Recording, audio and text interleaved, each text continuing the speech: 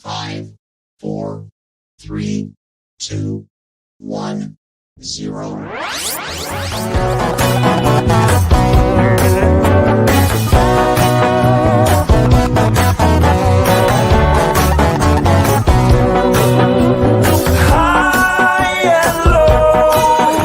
It's how I roll, a shooting star in a film noir.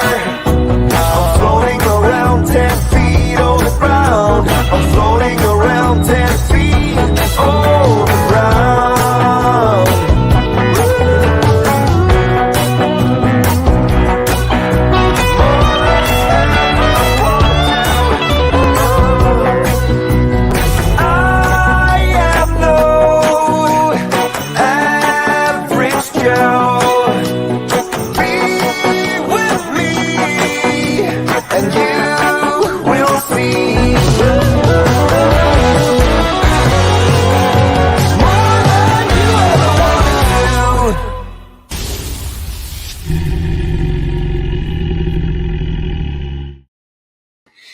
Hey there, folks. How are you tonight?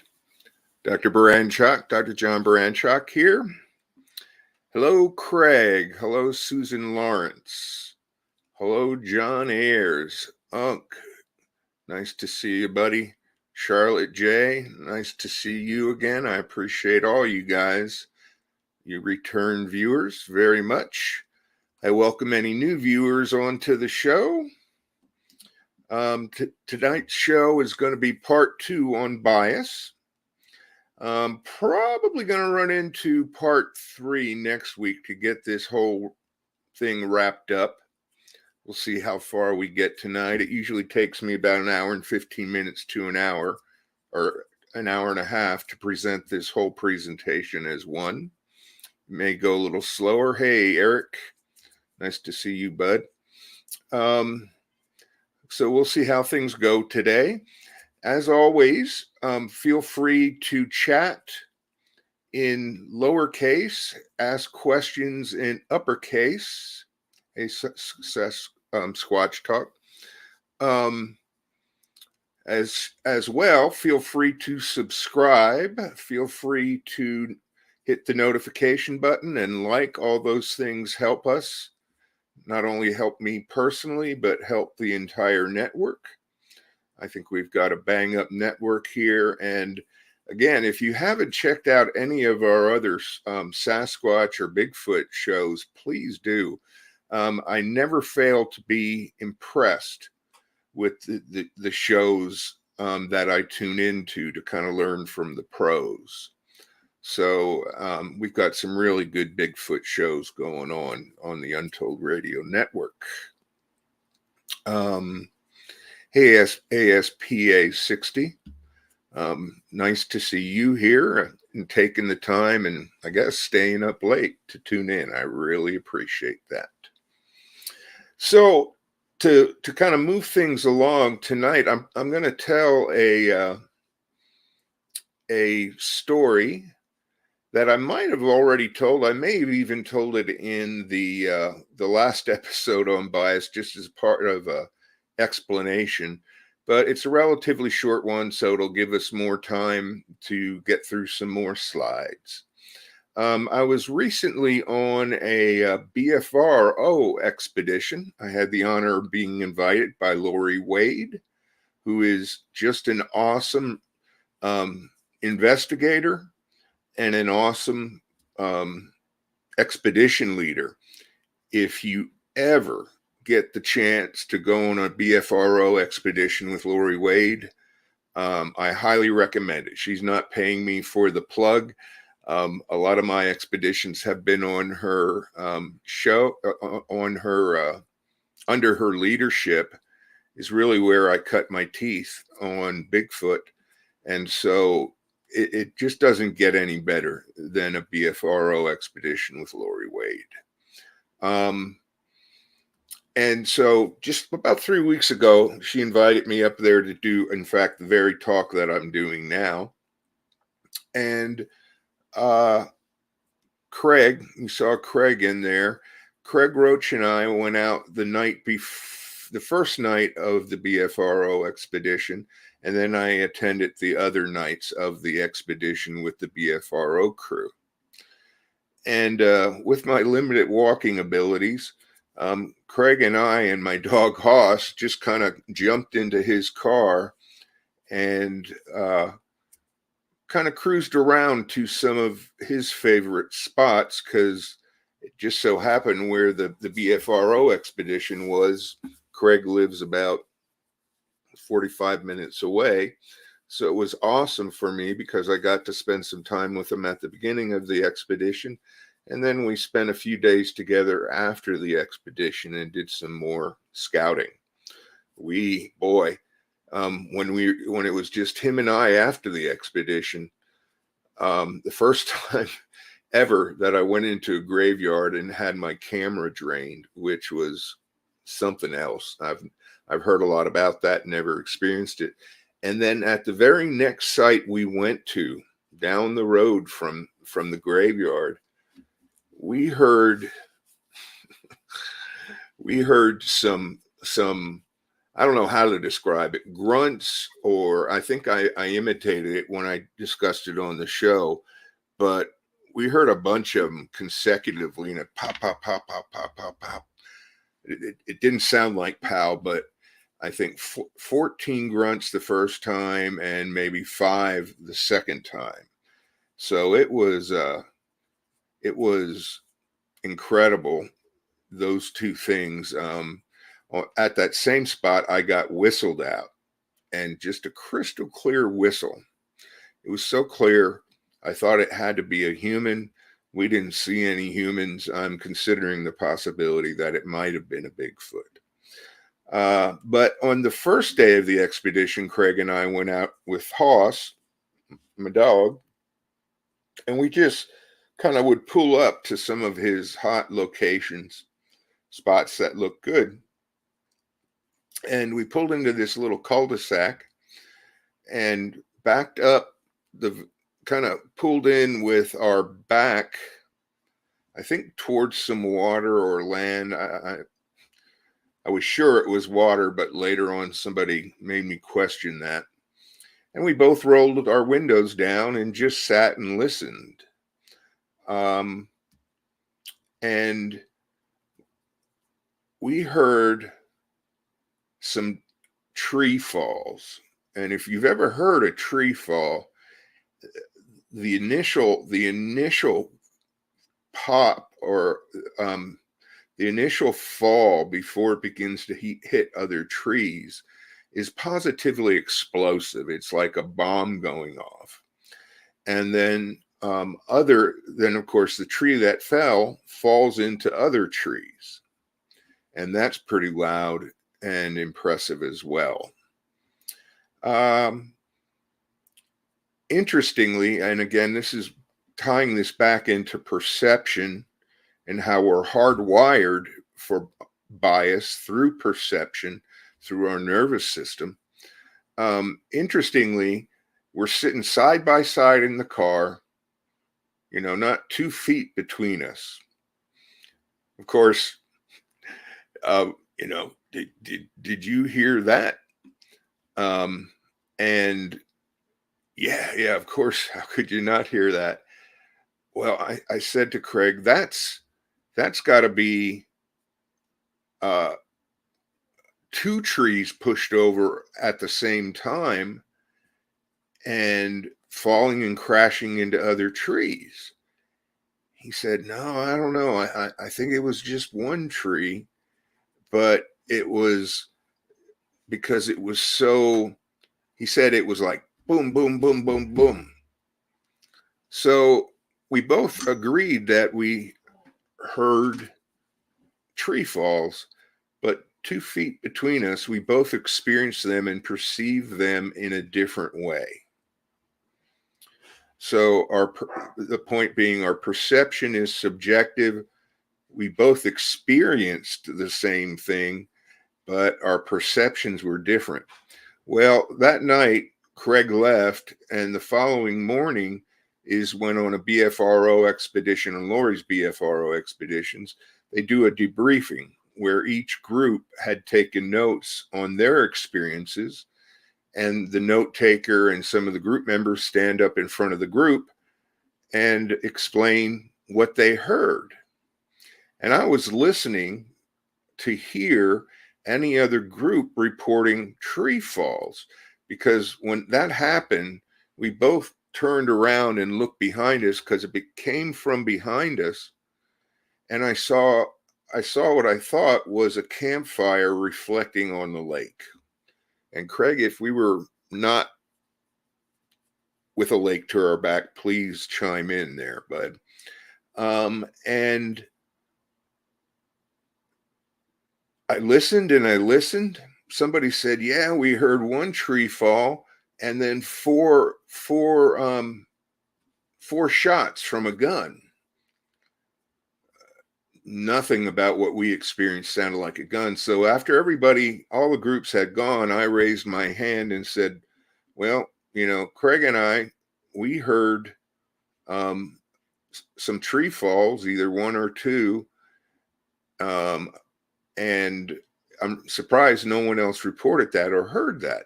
They said, one of the group members in the group that heard said, oh yeah, we reported it. I said, well, what did you report? They said, well, we heard a tree fall and then we heard 4 gunshots, one after the other.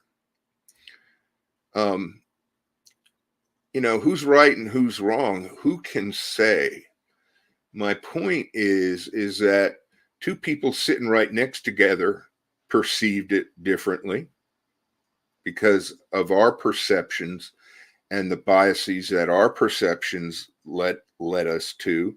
And then a group of 4 or 5 other people nearby heard it, and they only heard 1 tree fall and 4 gunshots. So in part, I talked about how our perception is informed by our life experience and our expectations and the context of the situation.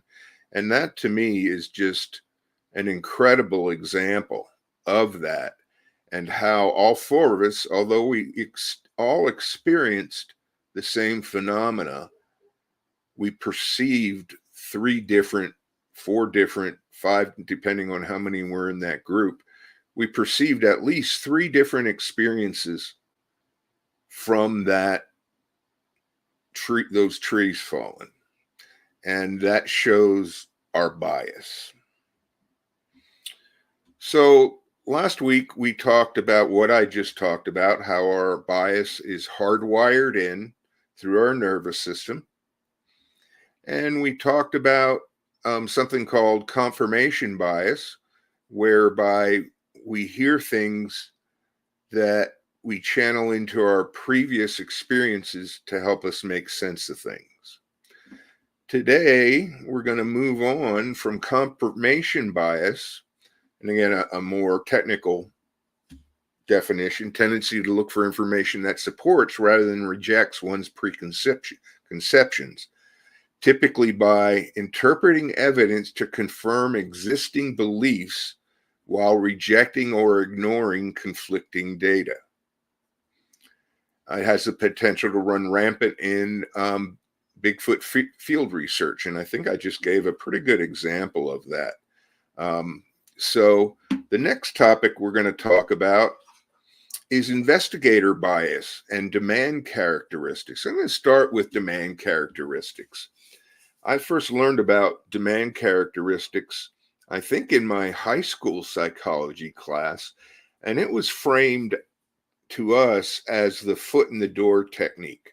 A salesman back in the old days, salesmen did door-to-door sales, and they were just doing cold calls that no one would call and set an appointment. They just came pounding on your door.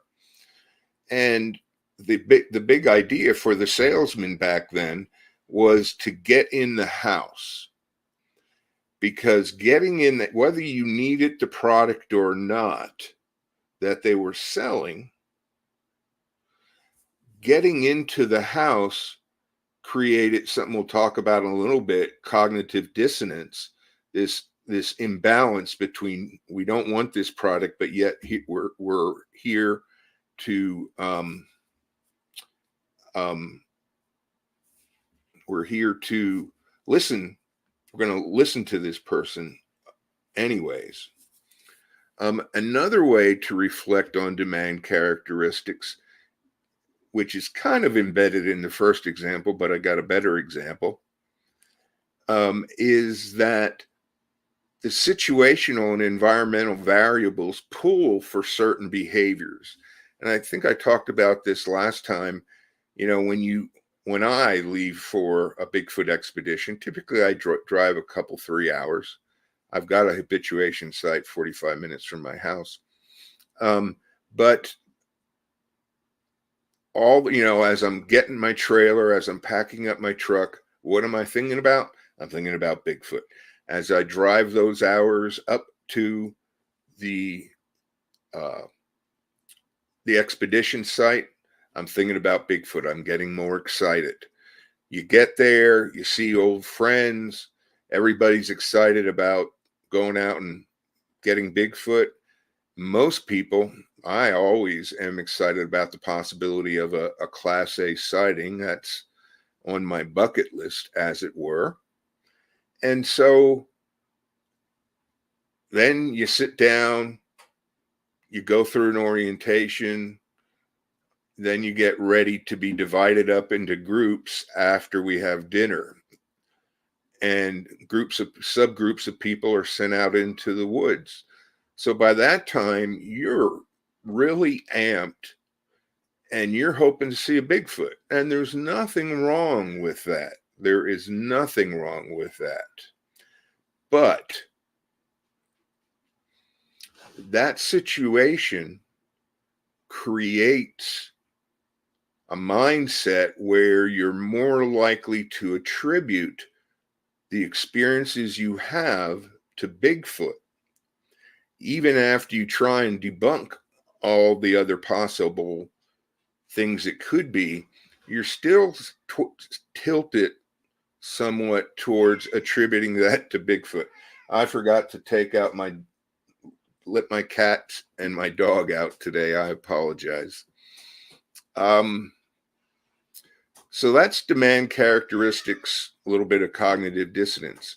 Investigator biases, we learn about our beliefs through other people.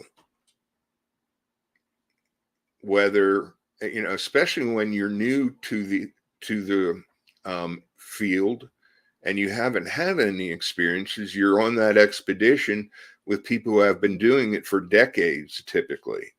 And so their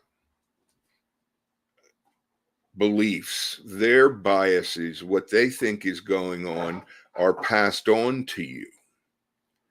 And so that's what I mean by investigator bias. Subtle communication cues from investigators through word emphasis, tone, manner, and gestures, and or assignment of tasks and responsibilities and queries of an expedition leader can lead you to self-fulfilling prophecies. And last week I told the lightning bug story. And that's also, that's a good example of confirmation bias. But me writing that down as mini orbs being absorbed into the ground at 10:30, that response was one, demand characteristics, because it was literally demanded of me to do that. But that demand came from my investigator who had his own bias. And so that's an example of investigator bias. Let's see if this is something I always forget to do. Yes, mindset, but I'm under the impression that's a psychosocial product or outcome. You could conceptualize it absolutely, Eric, as a psychosocial product, a psychosocial dynamic for sure. As you know, the psycho part of it, my bias comes from psychology and psychological science. But, psychology is involved in the interactions. And that's exactly part of the biasing process itself. Good point, Eric. Next slide. This is one of my favorites because this is something I believe I came up with on my own. I never heard this when I studied bias before. I call it incredulity bias. And what got me to come up with this term was going to a, what's the name of the conference? Rocky Mountain? No, not Rocky Mountain. There's a big regional conference in a town, in a mountainous town, and I'm also having a dementia moment and blocking on the name of the town, Gatlinburg, in Gatlinburg, Tennessee. And it's a pretty big conference. 5,000 to 6,000 people show up to listen to, quote, expert presenters. And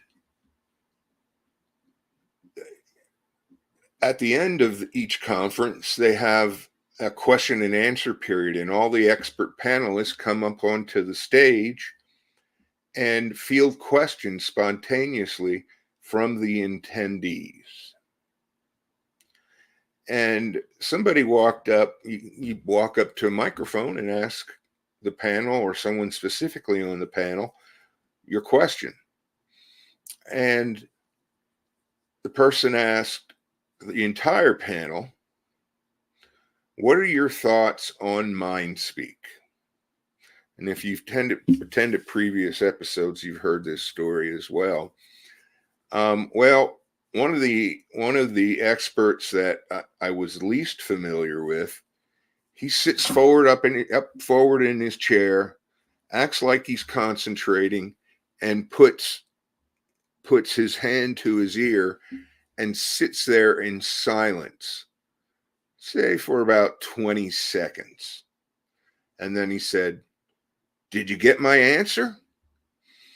And that got an appropriate laugh from the audience because, of course, many in the audience and many people in the community are real skeptical about telepathic communications between Bigfoot and humans. So it got the appropriate laugh, but it occurred to me that guy just kind of made a joke on a phenomena that is somewhat prevalent in Bigfoot legend and lore, because it was just so out of the realm of possibility based on his worldview that such a thing could happen. He had to kind of put it down and make a joke. And that kind of helped me form the idea of an incredulity bias, a belief or opinion driven by one's sense of righteous incredulity. You're incredulous. You give an incredulous answer. It is refusing to believe a concept or idea because it seems inconceivable based on your emotional reaction to it being beyond your concept of consensus reality. It creates an incredulous reaction. What the hell are you talking about? There's no way that could happen, because it can't possibly be true, because it's so far out of the realm of reality. Bigfoot. My bias is bringing science to the process, and specifically psychological science, so that we can use numbers and statistics to get more definitive proof than we can get from an experiential expedition. Again, that's not me trashing experiential expeditions. We need them to help the scientists know where to shine the light. So we rely on each other. We need both scientific expeditions as well as experiential expeditions. But how could we be an objective scientist? How could I be an objective scientist and just dismiss that out of hand because it's just beyond my realm of what consists of reality? One of the biggest names, whose name I won't use, but you've probably read his books, you've probably seen his documentary, just refuses to entertain the possibility of paranormal or woo or whatever you call it. And the thing that's striking to me is that closed-minded attitude can be very deleterious, very dangerous to our Bigfoot research. Because think about back in the dark ages when you felt sick, you didn't feel good. Where did you go? You didn't go to the doctor, you went to the barber. The barber was the closest thing to a doctor. And the barber listened to your story. He might try and feel around or listen to certain parts of your body to test out your humors, not laughing humors, but these fluids that were believed to flow throughout our body. And the typical prescription would be bloodletting. You need a leech. Let's slap a leech on you and do some bloodletting. Well, somewhere during that time, as science began to get some traction, people discovered these things called germs and viruses.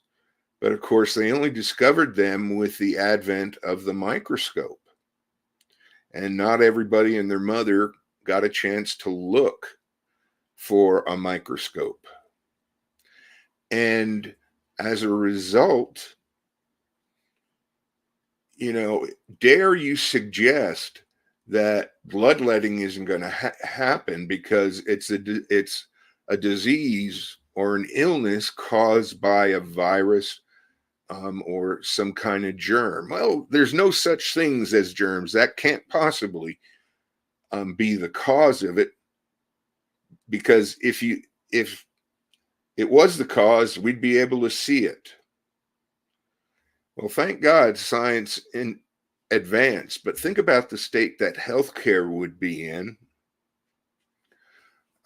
if the prevailing idea that if you can't see it, it can't be real, it can't influence you, prevailed.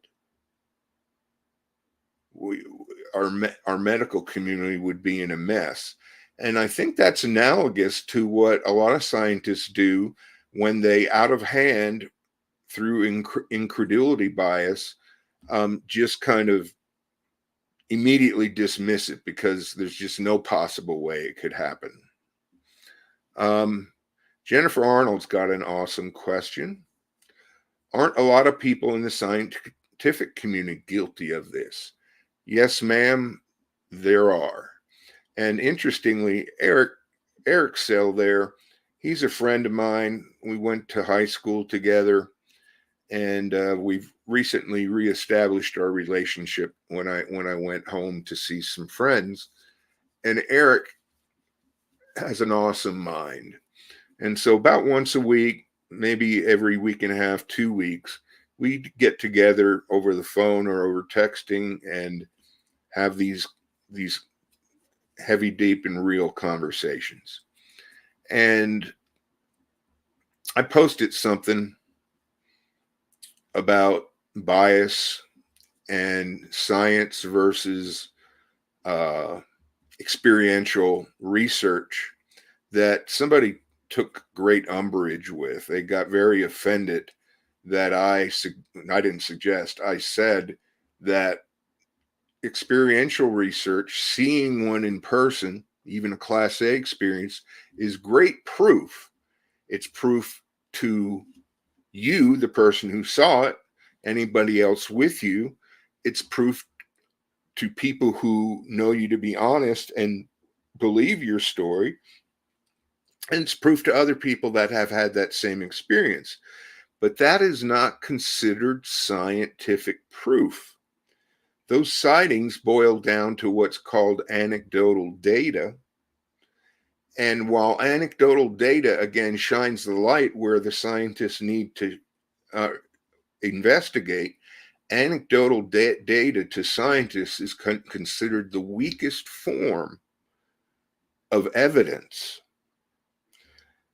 That doesn't mean it's not proof, but it's not scientific proof. And if you're like myself, your objective is to kind of scientifically or in some other way prove the existence of Bigfoot. And so Eric and I got into a discussion about, science. And he brought up that science itself is biased, which is a very valid point. I think one unique thing about science is that statistics and experimental design are part of the scientific process, and those two things help us guard against our own personal biases. But if you follow the scientific method, Jennifer, and you must know something about it asking such an awesome question, you come to the point eventually in the scientific method where you've got to interpret your data.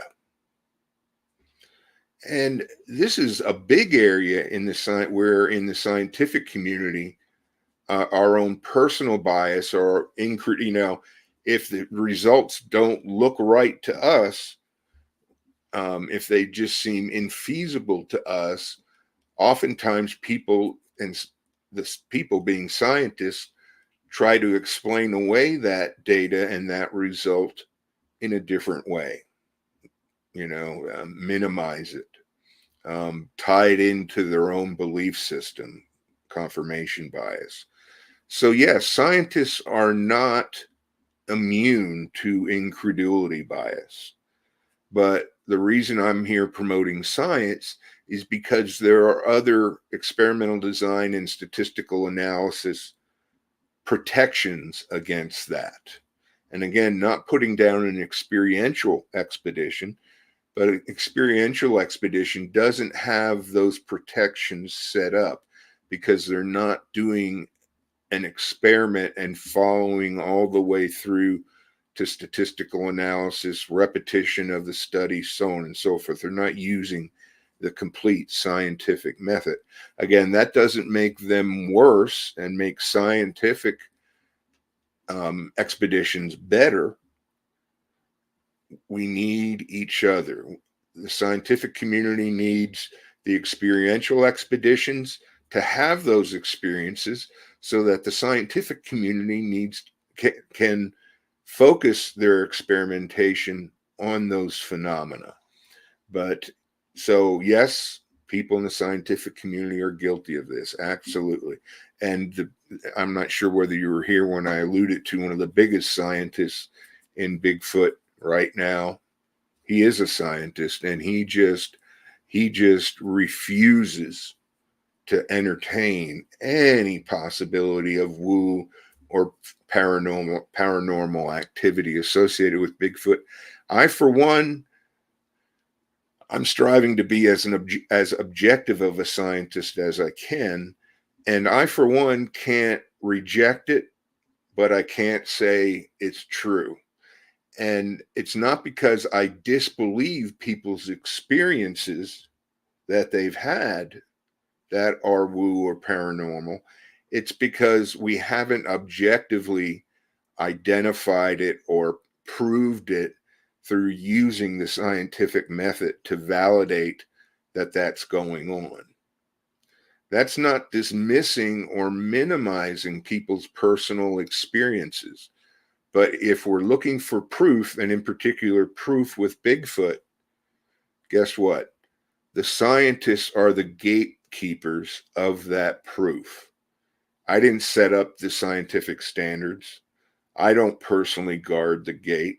But if you're going to gain acceptance, consensual acceptance through the most of the world or most of the USA, it's got to be scientific proof. Experiential proof isn't going to do it. If experiential proof was going to do it, it would have been proved 30 to 60 years ago, because we've been doing experiential research on Bigfoot more than 60 years. And look at what we got. We got the Patty video. We've got there's another big video that general consensus is that it's real. I'm blocking on it. We've got footprints. We've got foot casts. We have all the experiences going on an expedition.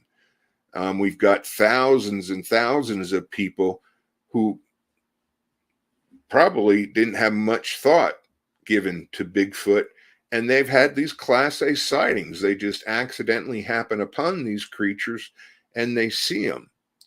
And so all that, in my mind, and I think in a lot of other people's minds, should be enough proof for the proof of Bigfoot. But at some point, I'll do a show on types of evidence within the legal community and looking at how we can bridge that into the Bigfoot community. But it's not scientific to the scientific community. That's not my fault. That's not your fault. But I will say it doesn't do us much good to kick and scream and dig our heels in saying, I had that experience. That's proof. That should be enough proof to the scientific community. It hasn't in 60 plus, 65 plus years, and that's not going to change in the future. Part of the reason I think psychological science offers us an opportunity or is an alternate way towards going down the path of proof is psychological experimentation uses numbers. And numbers are the language of science. So presenting the scientific community with numbers and outcomes that are numbers, I think will lend some credibility to Bigfoot's existence. Let me field another question. I'm glad you guys are asking questions. So what would convince more scientists to investigate this short of a body? Short or short? I'm not sure what you mean by short, but I think I just kind of answered that question. Scientists, people who call themselves hard scientists, medicine, physics, I think fits into that area of a hard science. They think of themselves as hard scientists because they're, quote, objective. They deal with facts and things you can see or touch, except for the physics. They use math, the universal language, to prove which they can't see or touch. But they want numbers, they want data, they want concrete data. And so that's part of what inspired me to write my book, quick plug, Psychological Horizons in Scientific Bigfoot Research, available on Amazon, sometime in the future to come out and under a new title by Doug Hychek's company, Hanger One Publication, entitled exactly what my podcast here is. It's going to be called Grasping Sasquatch, but it all will basically have the same information in it that my original book did, but it'll have QR codes so that it'll make it more interactive and experiential.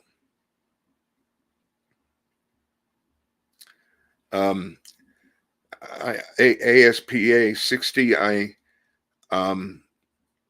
you didn't have it in caps, but you're making a pretty important statement, and so I hope you don't mind if I put it up. Anecdotal evidence is some of the best evidence we have.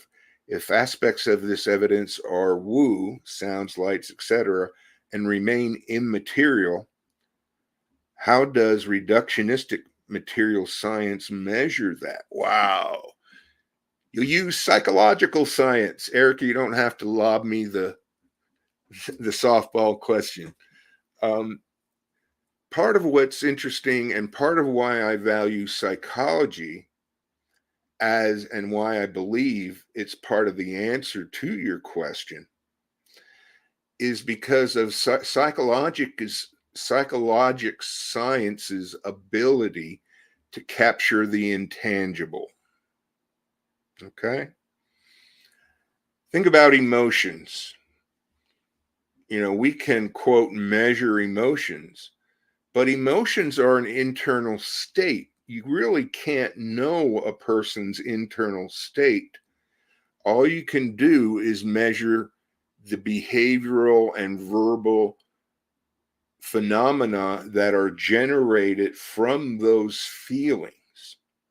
So psychology has been able to quantify emotions that you really can't see, hear, touch, the emotions internally of a person. You can, of course, hear and see and touch their external manifestations, but that's still not directly tapping into emotions.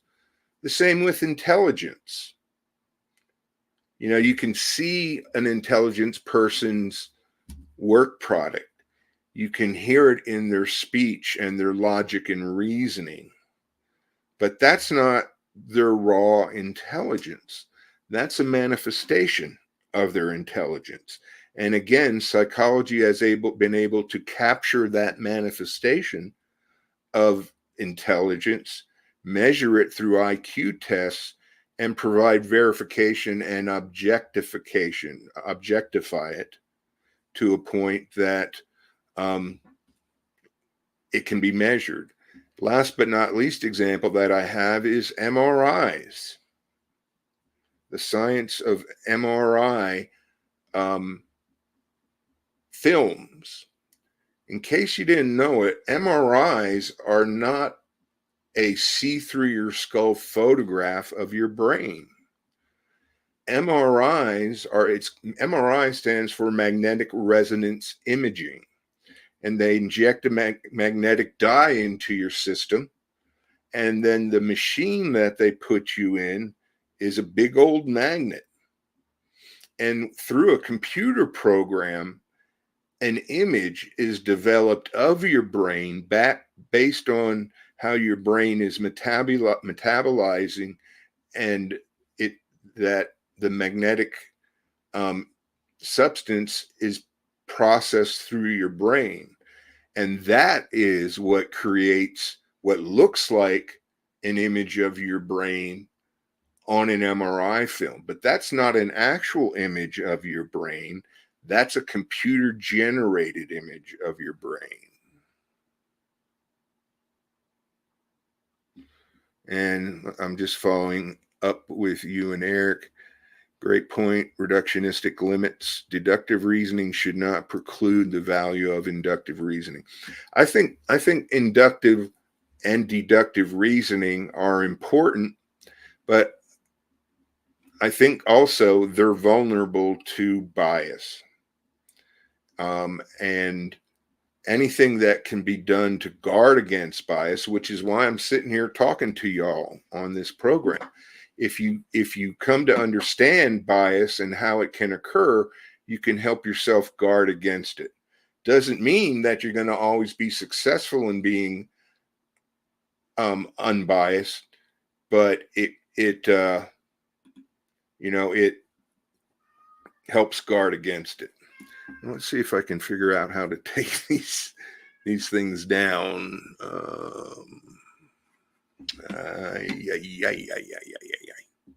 There it is. Hide current comment. So moving on to more types of bias. Man, I still haven't even got to the exciting stuff visually, at least. Let's see. Yeah. One of the forms of bias that, if you talk with anybody just about in the research community, there's this process called anthropomorphism, where we attribute human characteristics or behavior of a god to an animal or an object. So, be they objects, animals, gods, or demons, or interdimensional or not, anthropomorphism is going on. The most glaring example, and think about how many of you have either heard this said or said it yourself. Bigfoots are curious. How do we know that? Can we look inside their body and see their curiosity? No, we can't. Why we say Bigfoots are curious is they manifest behavior that humans associate with curiosity.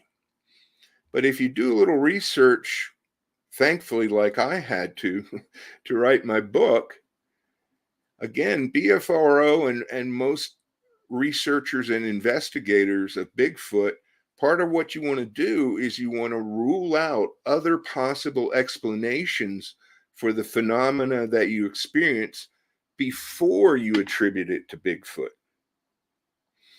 And we haven't studied any of these things. Stalking is going to make a Bigfoot look curious. Play, pursuit, predation. They follow you. Boy, I can hear the footsteps following us as we're walking back to our car. They really must be curious about it. What if, in fact, they're following you back to your car because they want you for lunch? Ambush predation. And I don't think, unless I offend somebody, I don't think most Bigfoots are malevolent. I don't think they're out to get us. But these are instincts, and these things are instinctual behaviors that influence Bigfoot's behavior, possibly, but influence other animals' behavior. And these things have to be considered before we start attributing curiosity to Bigfoot. And again, this is part of these are all phenomena that people see in other animals and possibly in Bigfoot. And again, this is where psychological science can capture these phenomena and tease out whether it's an instinct or is it in fact curiosity, which is a higher intellectual process. Here's some other stuff. Guarding behavior, maternal instincts, submissive behavior, aggressive behavior, denial, revenge, tribal loyalty. I never, honestly, before I did the research, I never thought of tribal loyalty or revenge as an instinct, let alone denial. Fear. And perhaps in this section of instincts, denial, revenge, tribal loyalty, aggression, fear, procreation, we may not think of those instincts because they're common behaviors. Well, I don't know about tribal loyalty, a common behavior in our society, but if you think about politics, and we're not getting into Republican or Democratic stuff, that could be a form of tribal loyalty. My point is that all these things represent instincts, which are genetically hardwired behaviors in our body that enhance a species' ability to cope with vital environmental contingencies without having to use intellectual reasoning that's involved in curiosity. Curiosity is a higher order intellectual process. It's not an instinct. You got to have some pretty good gray matter to be curious. We don't know what the Bigfoot's brain looks like. We don't know how much gray matter it has. Are these not likely or just as likely explanations for Bigfoot's behavior? But we attribute it to curiosity. Yep, Eric again. Instinct or proclivity, i.e. learned. Thank you. Well, and again, instincts aren't learned. I do not believe. Instincts are hardwired into our body. We can learn from those instincts, but I don't believe that instincts in themselves are learned. John Ayers weighing in. I want to get the new star here. Circle of friends or family could be tribal loyalty. Yes, exactly. Thank you for pulling my fat out of the fire there. That's a good example. Now define the take it off the screen button again. I don't know why that takes so long to pop up. We'll move on to the next slide. Maybe it'll pop up then. Earlier, I talked about cognitive dissonance. Criminy. What do I got to do to get that down? Sorry for my technical weakness here. A button should pop up to remove that comment. I don't know. It'll pop up sooner or later. Cognitive dissonance. Basically, it's an imbalance between two or more elements of our cognitive system. It's presumed to involve a heightened state of arousal and to have characteristics similar to physiologic drives. Cognitive dissonance, therefore, creates motivational drive in the individual to reduce it. Dissonance, another word for dissonance, could be conflict. We see something that we don't understand and we need to resolve it. That's cognitive dissonance. We strive to dissolve it. And come on, what do I got to do to get this off here?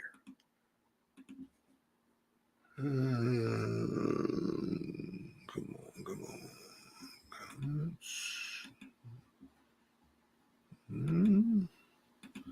Where's the remove the comment button?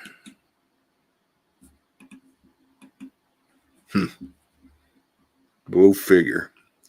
PhD who can't get a damn question off. What was that?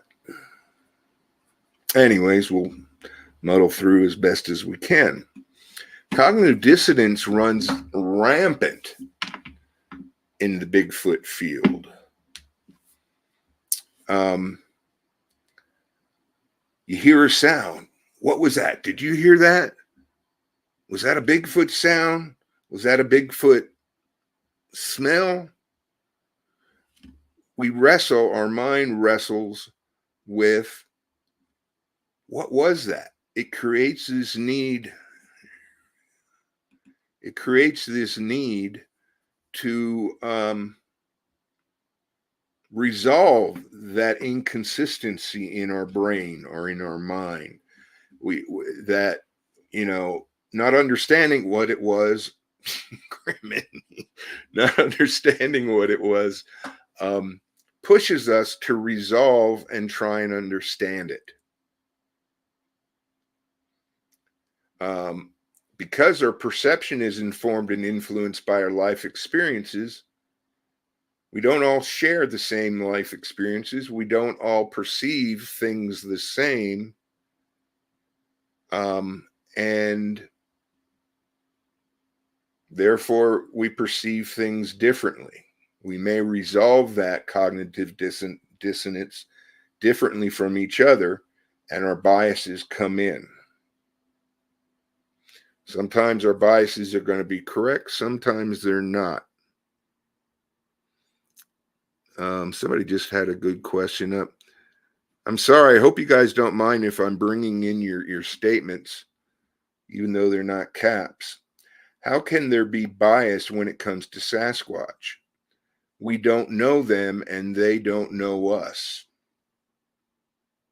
Well, for those of us who are believers, the fact that we believe is bias in and of itself because it hasn't been a proven species. We hear these sounds that other people attribute to Sasquatch. We see a big footprint or a Bigfoot cast that no human could possibly make. And that evidence is disconcerting or unsettling to us. And so what do we attribute this evidence to? And so that's where cognitive dissonance, where bias enters into the program. If humans had no interest in Sasquatch and never began to explore Sasquatch, bias wouldn't be an issue. Sasquatch Talk says, AK, Bigfoot on the brain. Yes, very good answer. But that's where bias comes in because of the human presence in the Sasquatch field. Anyways,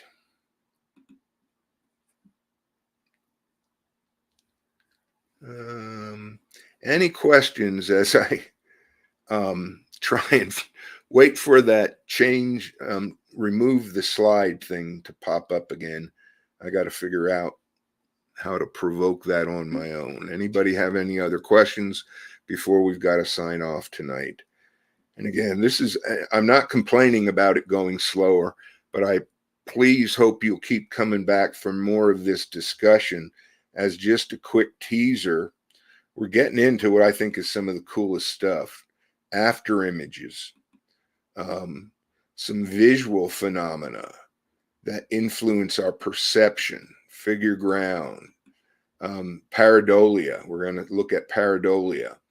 And that to me is some of the most exciting stuff visually for sure, and cool stuff. And we'll definitely be getting back to that in their next episode. There it is. It just seems to magically appear. I wish I knew what I was doing to make it magically appear. Any questions in bold? Going once, going twice, gone. Okay, well, thank you very much for attending this show. I hope you stew on it a little bit. I will say sometime this week on my personal page, John Baranchuk, I'm going to be putting out a little incredulity bias exercise. We don't have the time we need to do it on the show, but just check in on my page. I'll publish it publicly and I'll publish it to friends. And it's just going to be a little exercise to test out where you draw the line when it comes to incredulity bias. Other than that, please subscribe, please like, spread the word if you think this is worthwhile content. And yeah, maybe you'll have the wrench figured out next week, John. I think you got it handled, buddy. Anyways, I wish you a good week. Remember to keep your mind open, your boots on the ground, and your heart with your higher self. Stay safe.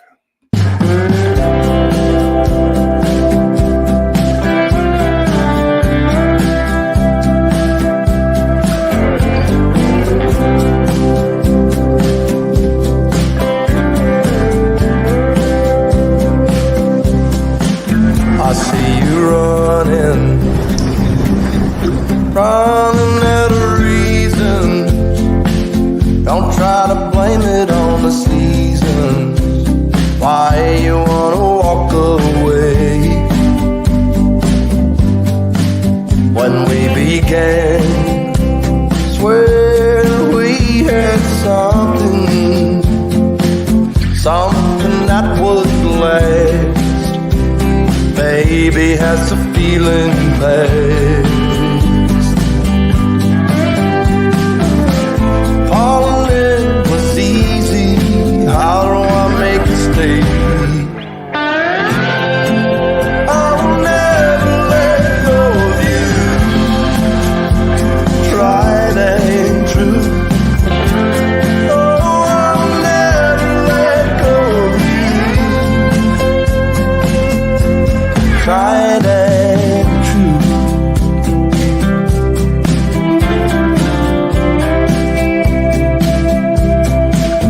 Was I a fool? I know sometimes I may wonder, but I would never leave asunder a thing as good as what we have. Is it a rule? What's good is worth the fighting. There ain't no denying that you and I were made to last. Falling in was easy. How can we make it stay?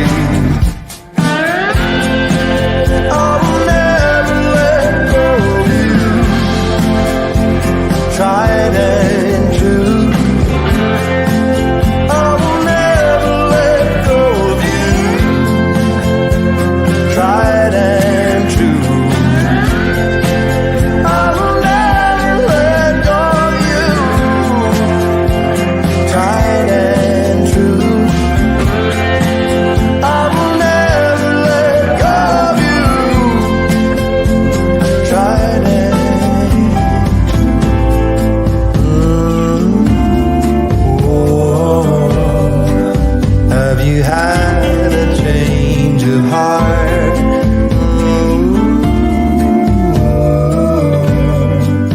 Can we go back to the start? I'll never let go of you, tried and true.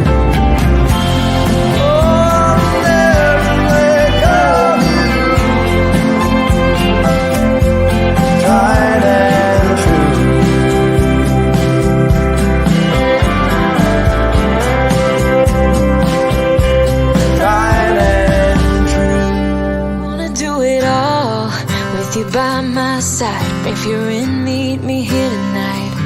Be brave and come along, I'll be your